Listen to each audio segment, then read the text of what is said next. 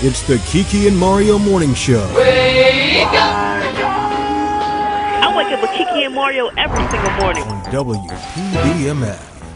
This is the Kiki and Mario Morning Show on WPBMF Radio, Pittsburgh's home for our news and entertainment. Good morning, Pittsburgh. I'm Kiki Rain. and I am Mario Tarver. So, Mario, was your dorm room hot? Yes, so hot I woke up drenched in sweat every morning. Me too. I even sweated out my edges. I barely felt my fan last night, man. I know, right? It felt like the devil was breathing on my neck. Speaking of hot, how about you advise everyone on the weather for this weekend? Okay, Mario. WPBMF weather. Let's take a look at the weather forecast for this weekend. For Saturday, those scattered thunderstorms and the chance of rain is at 50%. The high will be at 83 degrees Fahrenheit and the low will be 72 degrees Fahrenheit with wind at 8 miles per hour. For Sunday, there's a possible chance of thunderstorms and the chance of rain is at 40%. The high will be 85 degrees with the low at 69 and wind at 8 miles per hour. You're listening to WPBMF.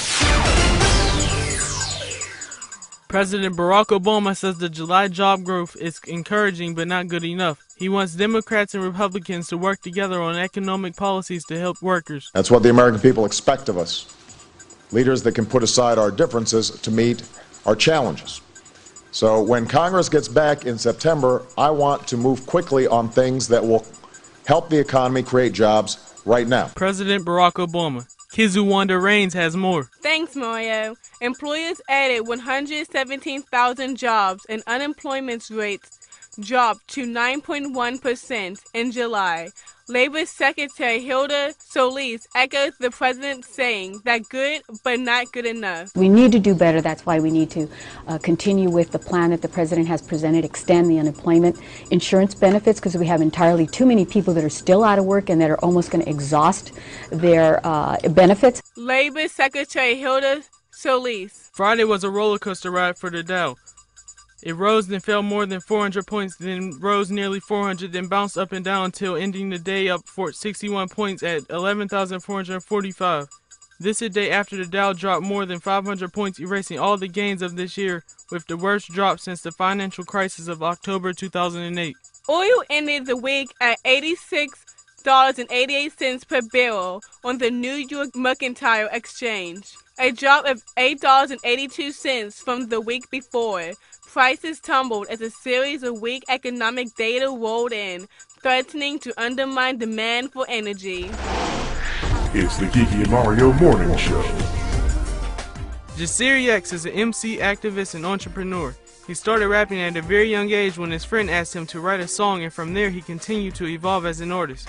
He is known for his groundbreaking news series, This Week with Jasiri X, which has gained over 1 million views and thousands of subscribers on YouTube. One of his most popular videos to date, What If the Tea Party Was Black, has resulted to a variety of opportunities. Another very popular video he made was called America's Most Livable City, which he will discuss with us today. Welcome to America's most livable city. Please ignore the invisibles with me.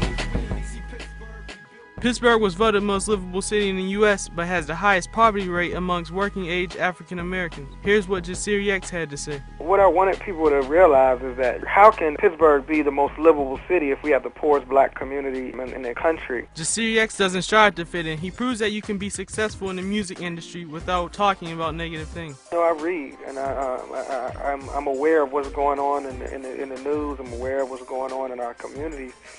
And so, you know, once you become aware of, you know, the situation in our communities, whether it's black-on-black crime, whether it's poverty, whether it's lack of opportunity, lack of employment, lack of education, how can you then rap about, you know, foolish things? I mean, when you see that, you know, our people are dying and our people in a worse condition now than maybe we've ever been.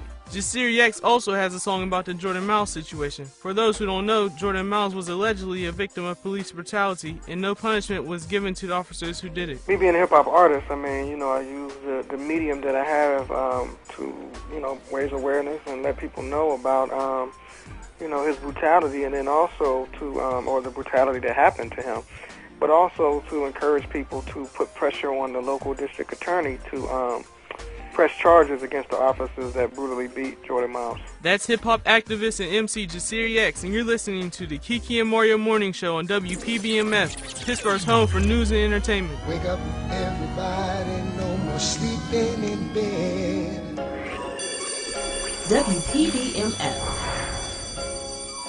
Westinghouse High School, as most Pittsburghers know it, has been transformed. The Academy at Westinghouse will be opening in the fall this year in place of the regular high school.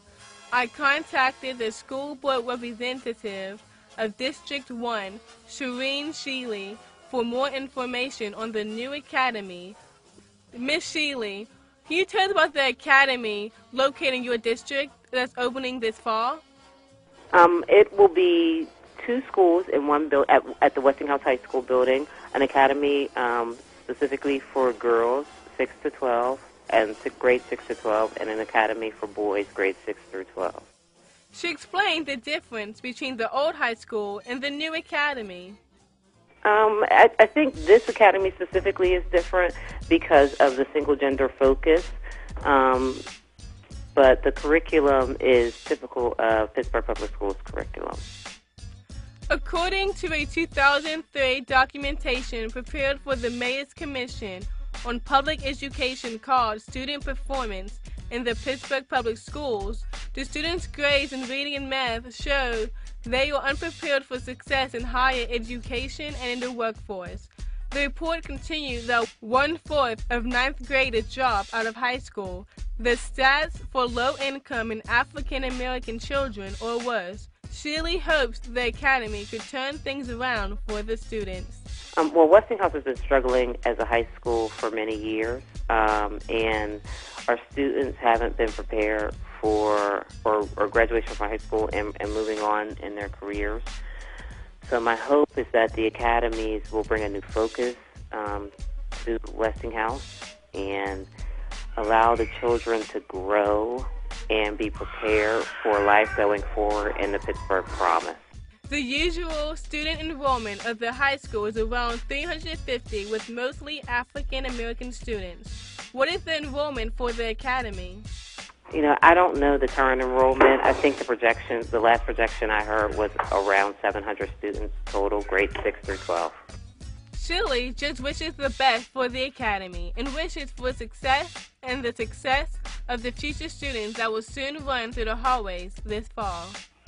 Just that I hope that the academies are truly a success and bring to Homewood the academic focus that is required for moving into workforce and career development for the children that it serves.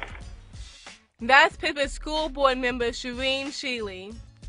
The principals of the new school, Westinghouse's old principal, Sean McNeil, and Peabody High School's old principal, Kelly Abbott. The academy starts at 8 a.m. and continues until 3:45 p.m. Students will be expected to wear their uniforms. The Ellis School in Homewood Children's Village is partnering with the academy. Ellis agrees of the focus on the development of the female students in Homewood Children's Village wishes to provide students with a variety of health services. A family resource center has also been created within the school in order to hold meetings and information sessions for the parents and families. There they can also meet and chat with one another. The academy has been created as a full-service community school, with the academy at the center of the community.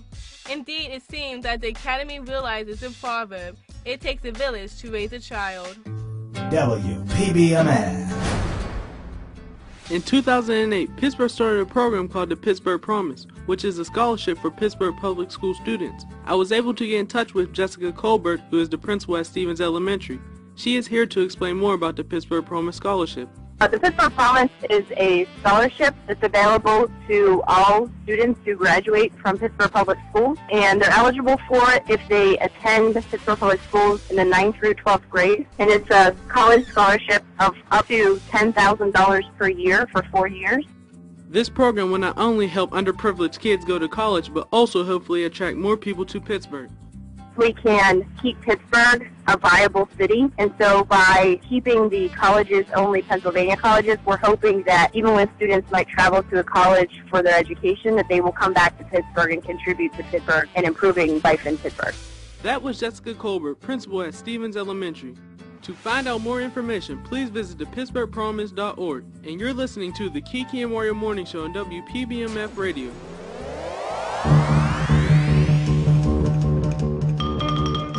And now, here's more on education from KQV News reporter Elaine Effort.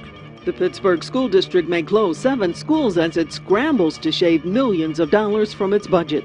2 high schools, Langley and Oliver, are among those recommended to be closed by School Superintendent Linda Lane, who says this will result in more kids in each classroom. The piece that we'll be looking at after this is classroom utilization and how are we going to make sure our classes actually have, we get closer to our larger classes will be the next thing. Parents and students will have a say in the closings during upcoming public hearings.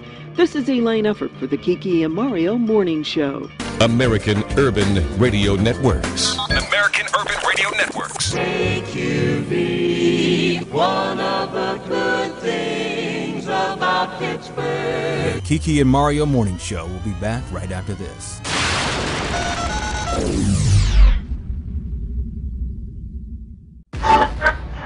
You're listening to WPBMF. We're going to take a call. Kiki and Mario Morning Show, who's this? Hey, this is Chris Moore. Chris Moore, okay, where you calling from? Oh, I'm calling from Stanton Heights, but I'm a little low today. I want you to put your hands on the radio and pray for me, please. I got a bum leg. Okay, we're going to pray for Chris Moore from Stanton Heights. All right, everybody, bow your head. Lord, please help Chris Moore so he can get better and walk on 2 feet. Amen to that sweet power. All right, Chris, thanks for calling in. We hope you get better. You know I listen to the Kiki and Mario show every morning. I love WPBMF. I got my radio locked in right on this dial every morning. WPBMF Sports. In sports, the Pittsburgh Pirates made a quick exchange right before the Major League Baseball trade deadline for a Baltimore Orioles player, and so far he's made quite an impact. Derek Lee joined the Pittsburgh Pirates. His first game debut was August 2nd against the Chicago Cubs. He had 2 home runs, but that wasn't enough to save the Pirates. Coming into his 15th season, 2-time National League All-Star Derek Lee is a first baseman with a .281 batting average, 430 doubles, 29 triples, 324 home runs, 1,060 RBI, and 1,914 career games. I don't think anyone wants to get traded to a team that's losing, so we're within striking distance. You know, as a player, when you have a shot at postseason, it makes it more exciting coming down the stretch.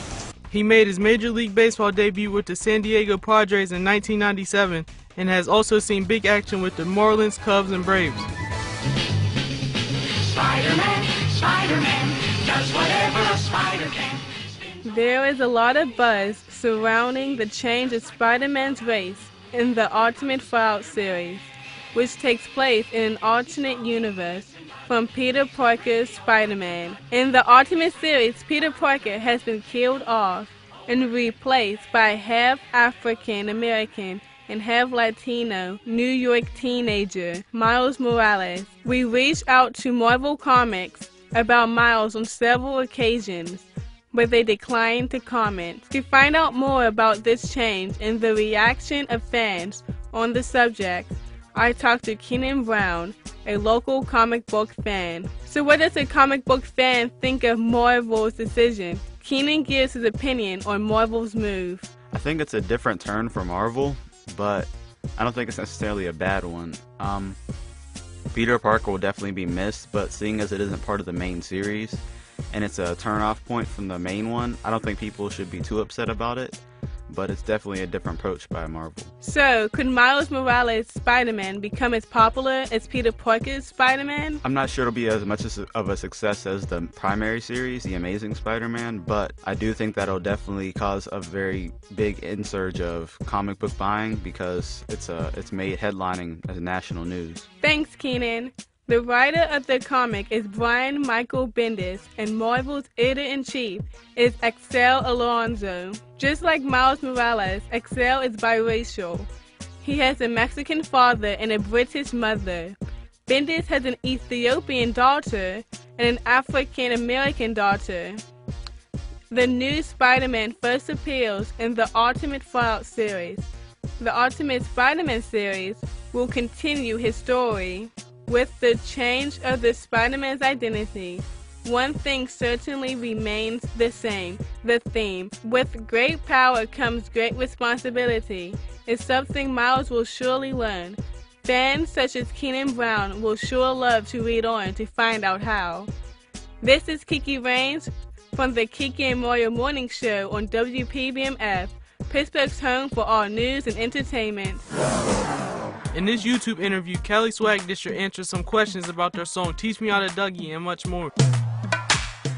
What inspired the song Teach Me How to Dougie? What had happened was, look, a friend of ours graduated from Morningside High School. He went to school in Texas.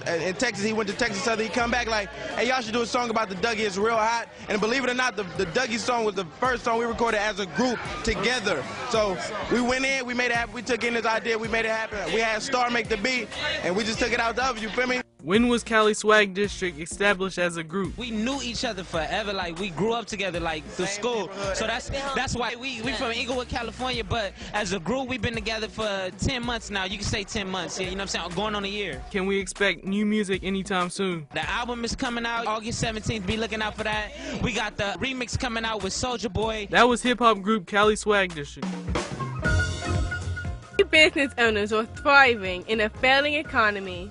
Entrepreneur Bernard Alexander is the founder of the Minority Network Exchange, which he started 5 years ago. Bernard is also a business coach who mentors people either who aspires to be an entrepreneur or who is already in a business. He has a lot of knowledge on businesses and what makes them work. Alexander explains the reason he created his business.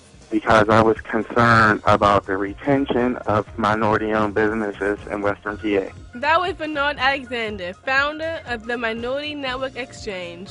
Businesswoman Olda Jackson is the founder of OWN, Onyx Women Network, and she has been an entrepreneur for 20 years. She explains the importance of becoming an entrepreneur. It's even more important today because it's kind of hard to survive on just a job today. You need other streams of revenue. So whether you do freelance, something part-time, or a full-blown entrepreneur, I think that having something that's your own and helping to create wealth and leave a legacy of entrepreneurship in your family, I think that's something that needs to be strongly considered. And young people are also making their mark in business. Norman Freeman is a teen entrepreneur who owns a jewelry line called Flawless Jewelry Makings. He started his business April of 2010, and although he's only 17 years old, his business is very successful. Norman explains that having your own business is hard work, although there are advantages as well. Well, the advantage of having my own business is I can make a lot of money, and I think my name can get very big. But the disadvantage is pretty much, I don't know, it takes a lot of time out of your life because you got to put so much into it. But when you put so much into something, you get a lot out of it, so that's good. Well, Norman, what advice would you give to those who aspire to become an entrepreneur? Well, for those who want to start their own business, I recommend that you just stay positive, make sure you work towards it. You got to take out a lot of time to do it. You got to be surrounded by the right people and the right attitudes, and just know that you really want to do that, because if you're not really sure, I think that could be a problem. Freeman envisions his jewelry line on sale in major department stores around the world. He also says having his merchandise modeled on the catwalk would be an added plus. He's on the move, and his only direction is up. This is Kiki Raines, and this is the Kiki and Mario Morning Show on WPBMF, Pittsburgh's home for all news and entertainment. It's the Kiki and Mario Morning Show on WPBMF. I love the station. Being the co-founder of the Pittsburgh Black Media Federation's Frank Bolden Urban Journalism Workshop is not the only thing radio and TV personality Chris Moore has to be proud of. He has been both of a producer and host at WQED Multimedia since 1980. He is also best known for his Emmy Award-winning series, Black Horizon, which he co-produces and hosts. He also co-hosts WQED's On Cue magazine. He created and used to host Black Talk on WCXJ, and now he hosts his own radio talk show, broadcast by KDKA AM. I had the opportunity to interview Mr. Moore about the PBMF workshop, and he explained the reason behind it. For the express purpose of giving young people like you a first-hand experience in written and audio and television journalism, so that you'd have a leg up if you decided to enter this profession. He also explained how the workshop helped his students become successful in the journalism profession upon its completion. I think the workshop is important because our students prove it's important. We have students who are working for MSNBC who are probably making more money than I am. Students who are working for the Washington Post, the Tribune Review, working right down there where you are right now, who are doing quite well. I think it shows that if we teach our young people what they need to do and how they need to do it and how they need to go about conducting their business, then they can be successful at what they do. Chris Moore fully believes in the workshop's motto. Yes, I think that our workshop motto, you can and you will, has been proven by you, young lady, because you can and you did get this interview, even though I gave you a hard time. He explains the importance of Frank Bolden to the workshop. It's the Pittsburgh Black Media Federation's Frank Bolden Urban Journalism Workshop, and that's important because Frank Bolden was a former city editor at the Courier, and we named it in honor of him because he was a leading journalist of our time. Thanks, Chris. You've been listening to the Kiki and Mario Morning Show on the hottest station in all the land, WPBMF. Thanks for listening.